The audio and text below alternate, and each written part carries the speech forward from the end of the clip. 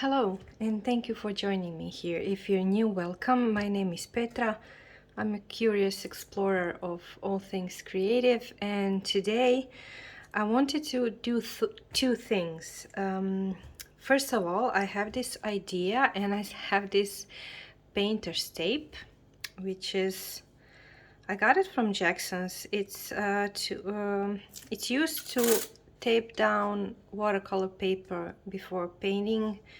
It's like a painter's tape, but this one is really thin and the adhesive is not too strong, and it actually reminds me of blank white washi tape.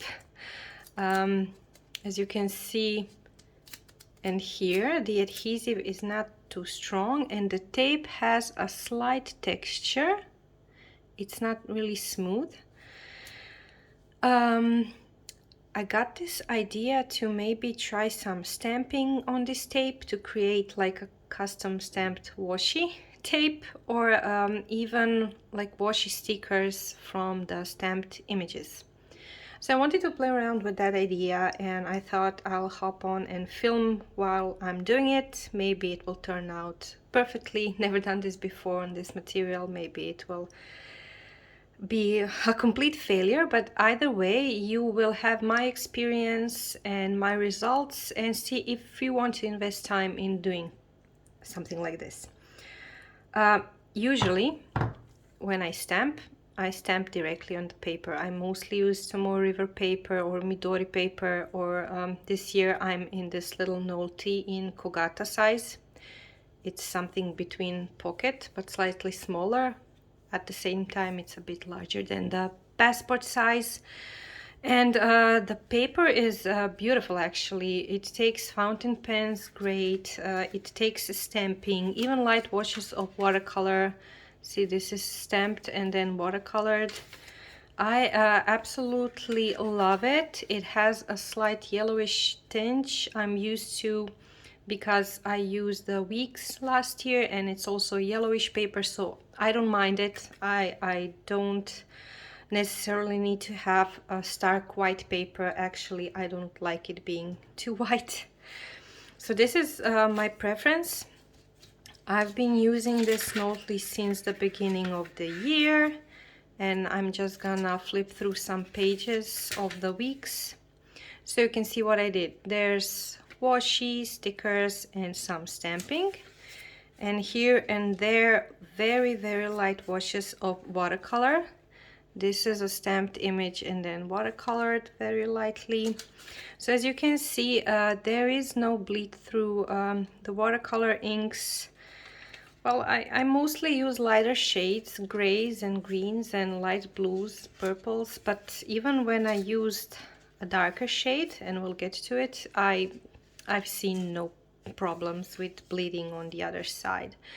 So here again, one stamped image, stamping again, and yeah, no problem, no issues whatsoever. Here I used black ink, and it's by J. Herben, and no problems. Just very light shadowing on the other side. So I can say only great things about the Nolty paper. If you don't mind the yellowish tone, if you don't plan to use some inks like oil-based inks like these will probably bleed through. But if you stick to water-based inks, pigment inks, and not very broad or juicy or wet fountain pens, you will have no problem. And it's very smooth and pleasant to write on. Okay, enough about Nolty. I've been really enjoying this for my weekly planner and to-do list. But recently I got, quite unplanned, I got this Moleskine pocket. It's a daily journal. It has, I'll show you, daily pages. For every day there is a page with a an hourly timeline that goes from 8 a.m. to 8 p.m. The thing is, I got this because I got kind of, let's say, nostalgic. I used this in college. I had a red one. It was a hardcover. I used it for strictly functional planning. My pages would look either blank or have classes or notes about homework, essays, assignments, practical class, or when my exams were due. And it was basically one huge task list and an appointment list and maybe a sticker here and there. I really did minimal decorations at that stage. As I got nostalgic about the pocket Moleskine, I actually saw it in storage. And I said, wow, that size is so cute, but the paper is so bad. And I don't know, it is and it isn't. You have to be aware of what you're getting. The Moleskine paper is not something that's to be used with fountain pens, very juicy pens, or wet media. I'm talking about this collection, the planners. They have the art collection. I have absolutely zero experience with the art collection. Years ago, I had a watercolor paper Moleskine sketchbook. I used it shortly for some gouache sketches, and that was it. It was fine. I enjoyed using it for those, I don't know, 10 or something sketches. It was very thin, a couple of pages.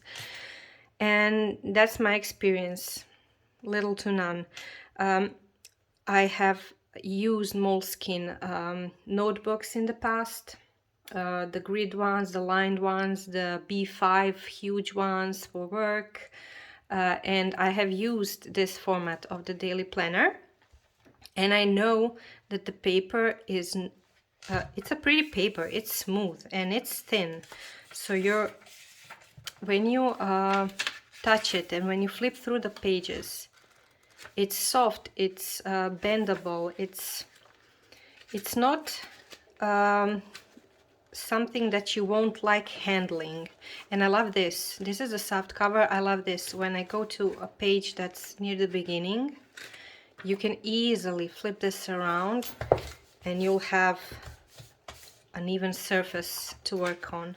You don't need to have this gap and have do this to write on the page. I hope you understand me.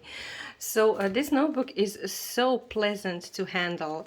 It has this little elastic, you can close it. It has no pen loop. It's very flush because this is a soft cover and it's flush with the pages. You get a bookmark. I just put a little charm here I got from a dear friend, and that's it. So as I got this unplanned and due to nostalgia and it being on clearance because I got it in February, it was really affordable here locally, and as I was aware of the paper's properties, I knew I will be limited, but at the same time I don't have a certain theme either than to experiment in this notebook. So what I did, here I'm using some stickers. Here's just some private information. The monthly, just birthdays and anniversaries, just to have something written. And then you have a bunch of random pages that I don't use, and then you get to the daily pages. This is a pen test.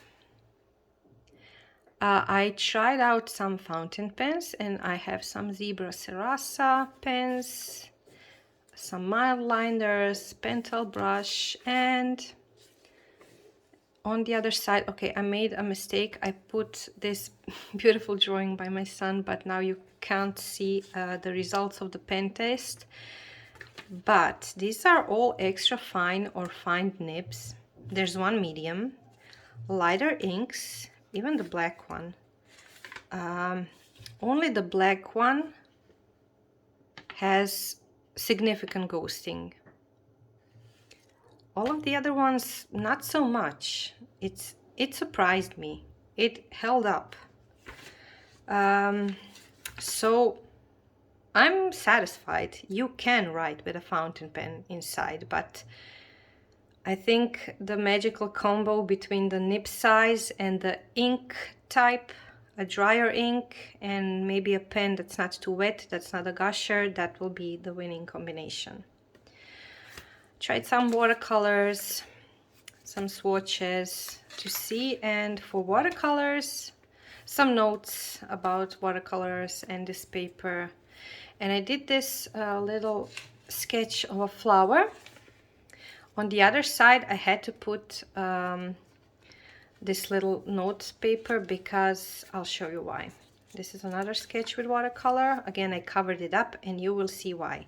When you use watercolor, if you're not really very conservative with the amount of water you're putting on the paper along with the pigment, you will get this. The buckling, okay, I don't mind it.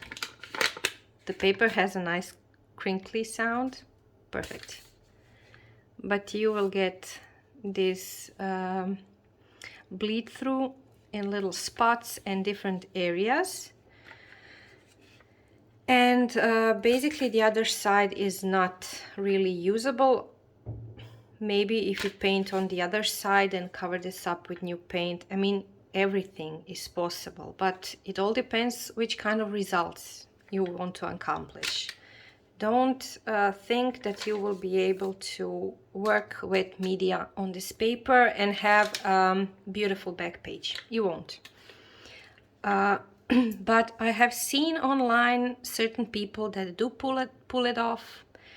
I believe the trick is in multiple very thin and light layers of watercolors with very little water, so perfect water control, and it's doable. Do I want to make that effort? No, I don't want to wait paint dry and paint again. We'll see. As this is an experimental notebook, who knows? I will try some stuff. Some notes, some doodles, and here I also took some watercolor and even ink, and as you can see where I drew out the flower outline in ink, it even bled through this this page because it's a kakimori nib I used, and that's very wet, so all of the ink I had on the kakimori nib basically gushed to the paper and then bled through this page and onto this page. So as this notebook is an experimental one, basically one I want to allow myself to try all the different things and mess with the paper, mess with swatches, composition, sketches for maybe some future projects. I want to be able to be free and not be sorry for the paper or be precious with the notebook. So I hope that makes sense. So the main thing is not being precious about it. That being said, I'll put this on the side and let's get to the crafting part. I'm gonna try to use this tape and create some custom washi or stamped images as washi stickers to use in my journals and also maybe in the Moleskine pocket. Yeah, I think it's gonna be fun. Let's try it out. Okay, so I have no real plan for this, bear with me. But the one thing I did prepare, I found some sticker sheets from some sticker paper, and this is the release paper from underneath. So I'm gonna use this one and first of all lay down some of this tape. It tears really easily like a washi tape would, but it is slightly thicker than a good washi tape and has that tooth, a texture to it. I'm not sure if it's possible to capture on camera, but I can see and feel it. It's matte. It's not very sticky, as you can see. It even peels off the release paper. I'm sure you could use like that brown paper or white paper you can use in the oven. What's it called? Oven baking paper, something like that. Anything that's really smooth and kind of slick on the surface. Okay, this is a good start. And now let's see. I will try, just to warm up, I will try some Krimgen stamps, and I will use, to get my little rag, I will use this little Krimgen girl just to see how stamping goes. That's actually pretty good. Other than I stamped and inked the corner there, but it's a good impression. Okay, that one's done. Let's do a couple of more. Let's try Versafine. This is a beautiful green color, but I know I can't use it on most of my papers because it just bleeds through. Oh, looks nice. A nice crisp image. So this is good so far. Very good. Let's try the little boy. Let's try Versa Magic.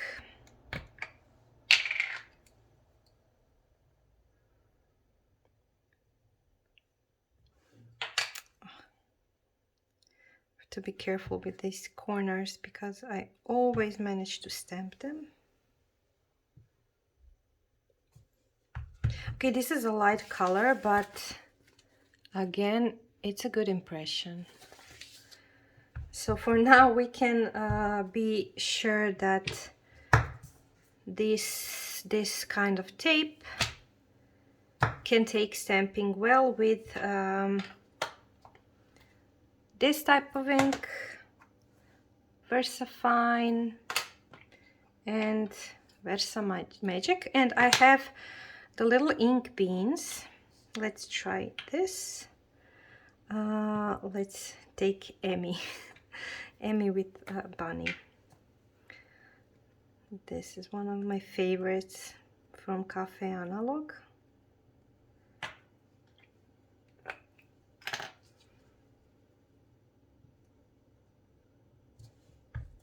Again, another really light ink, and you can barely see it, but I can see it really well, and the impression is okay. So ink beans win. Okay, let's just do two more so I can close this line. Which one? Let's do this one with purple. Okay, and yeah, very nice. And let's take this little girl with the squirt. No, I already did her. This little boy. And we will do him in dark brown, dark blue. It's a really dark blue. It's called Ocean's Depth. Oh, I messed him up, but okay. It was really juicy, so I was afraid to press hard down on the tape. So the stamped image is kind of blurry, but good enough. Okay, so now I was thinking maybe doing a couple of more, but like in a composition. Let me just, I'll show what I mean. I will take, this is my hydrangea, my favorite. It's, well, it's my favorite because I designed it, but it's my first stamp I actually designed. and it's available through Cafe Analog since the beginning. And what I wanted to try is to take the hydrangea and stamp it almost randomly throughout the throughout this line of masking tape, and then build the composition further with different colors. If you're wondering what this is, what I'm doing here, this is the rag that's used to wipe down cars after they have been washed. It's from Sonax, and I have this rag. I cut out smaller pieces and I use it damp to clean my stamps. And it works beautifully. All you need is water. And when it gets dirty, this is kind of at the end of its life cycle, you toss it, because at a certain point you won't be able to wash it with soap and water. You can, and it will prolong its lifetime, but at a certain point, no use. Toss it and cut out another piece from the huge Sonax. It's called, I'll remember how the type of cloth is called, but you can get it in most convenience stores. Okay, let's get this one.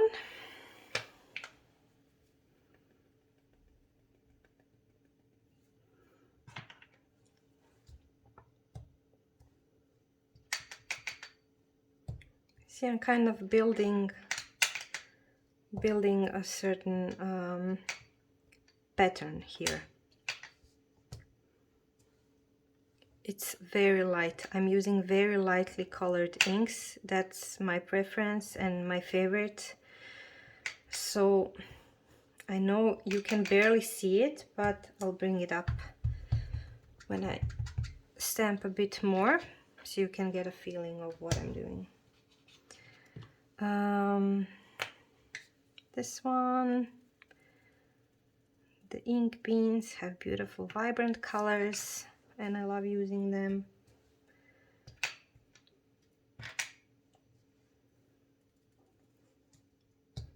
This could actually be a good washi tape, like a real washi tape. Maybe something to think about. What do you think? If there was a washi with hydrangea patterns like this, would it be something you would use in your journals? And maybe in different color schemes, different color combos. I'm gonna go with a little bit of this light brown just to tie it all up. And this will be, I think this will be really light. Yeah, really light. And it's an old ink pad, so it's barely visible.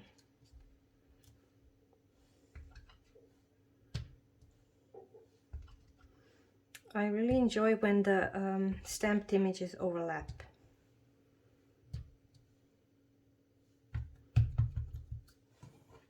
So I basically do this when I clean off my stamps. And if you do it immediately after stamping, you can have really nice clean stamps with minimal effort. Okay, so this is what I came up with. Hope you can see which way. So they are creating a pattern on the masking tape. There's like this corally orange, sage green, this yellow green, and a bit of very light brown color, and I really like this one. I really do like this one. I had this other idea, but let's see. I have some stamps here I knew I wanted to use. I could do the same with these little flower stamps, but I think it would last too long. I don't want to make this video an hour long. But yeah, I had this idea with the hair of this Black Milk Project lady.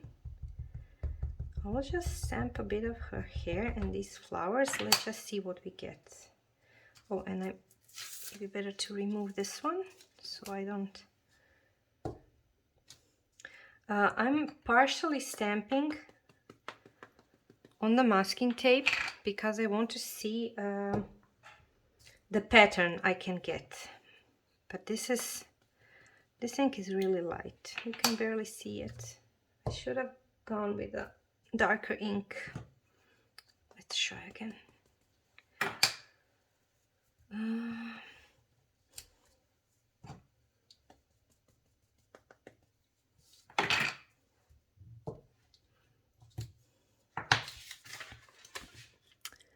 I hope the camera catches it. So when you're looking at it like this, let me just remove this ink. When you're looking at it like this, it looks like waves. And it's just this part of the hair. And maybe we can add something to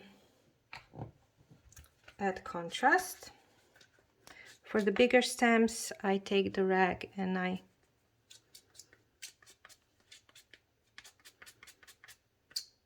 that's it. Okay, we can try maybe to put some houses. Let's go do that. I know it's random, but sometimes random works out and makes a cute design. Okay, that's the house, and let's try the chair. I'm gonna take this one.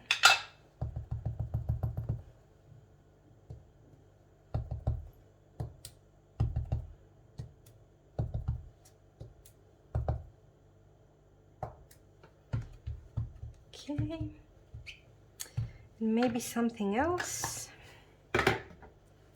A bit of purple. I'm going to take the little flower. This is a part of the set from Shamil Garden from years ago. A really old set, and I gave part of the flowers away to a friend because she really wanted them. So we kind of split it in half because there were so many flowers. Okay, I'm not bragging, but I really love how this turned out. Isn't this fun? It's really fun. Let's remove the ink from the bottom so we get a better idea of what the tape looks like. This is really fun. Shall we do one more? I have this strip here. Okay. Coffee, or maybe another. I have this one. This could be a fun pattern, but let's go with a bolder color. Let's do, will a green be too bold? Let me just check something. I'm not gonna go bolder. I'm gonna go with this one because it's nice and juicy and a new ink pad, and I think it's gonna show up well. Okay. We're gonna do like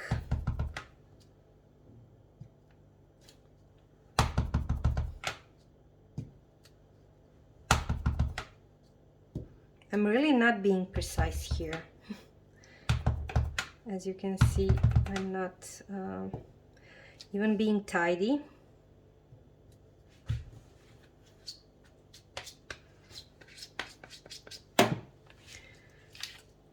Just wipe this off. Because I'm going to layer, and I want it to be whimsical and silly, even silly. So we're gonna put in a cat here and there. I'm just making this up as I go along, honestly. As you can see, let's put a bit of hydrangea.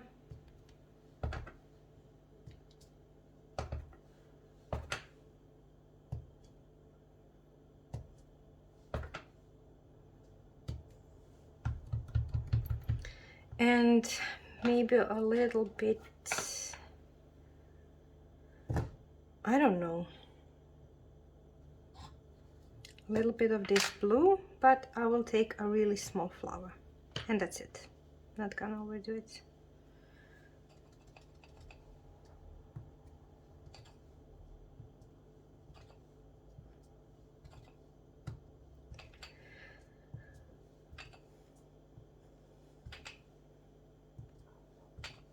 And every time I do stuff like this, I always think to myself, this could have been so perfect and so much better only if you have made a decent plan and think of these things in advance and see exactly which stamps are you going to use. And I never do. Because to me this part, the doing part, the process, it's the most important part. I really don't like, it's not fair to say waste time, because planning is never a waste of time, especially in your creative projects. But I can't be bothered. I just wanna do, I'm gonna add here a bit more of these flowers. I can't be bothered, and I jump into certain projects and activities head on, and I swim with the current. Okay, I'm really happy. Really happy with how this turned out. What do you think?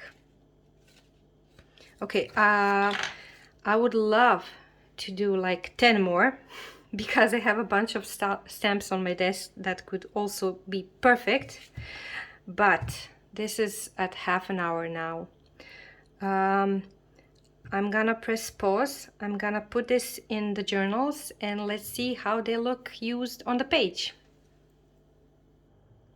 Okay, so I really quickly went and cut out pieces of the stamped tapes, which was a bit of a mistake because I should have let it dry a bit more. The ink is still quite wet, so you need to leave it sitting, I don't know, for some time. So I got a bit of my fingers stained a bit, but this is the way it looks on the Nolty paper. And I can tell you it looks like a washi sticker and washi tape. It's very slightly thicker. Usually I really love the Yohaku tapes and the tapes made by Round Top. They are really thin, transparent, Japanese sourced washi tapes. And I don't know if I have an example. This is a Yohaku tape. This also, it's so thin and it practically melts into the page. This is slightly thicker, but it's not plasticky. It's not like one of those plasticky washi tapes that are difficult to tear and have that plastic feel. So this is a papery feel, matte, very slightly thicker. And this is very satisfying to make and also satisfying to use. And it's, I see myself making plenty more custom washi tapes. I did try it on the Moleskine. This is the last one we did with the cat, and again, same experience. It sticks onto the paper wonderfully. The edges are not sticking out. It's not peeling off for now. As I said, wait a bit because I stained my fingers when I pressed it down and I stained the paper. So wait for it to dry. This is an ink bleed from before. And here you can see the hydrangea washi and the little Krimgen girl I layered on top. So yeah, this works on the Moleskine paper. I can avoid, just so you can see what happens. I will stamp this same girl. Okay, let's do a different girl. I will stamp this girl with the same ink, directly on the Moleskine paper. I will do it here. Okay, it's a beautiful impression. I'm really really beautiful and crisp because the ink is doing its job and it's not feathering on the paper. But on the other side, okay, so this is part of the green that transferred from the cat, but even without the green there's significant ghosting. It didn't bleed through though, that's good. Okay, so lessons learned. If you want to make these, go to let me just grab the tape. You can find these over at Jackson's. I'll leave the link below. There are different widths. So what is this? Let me check.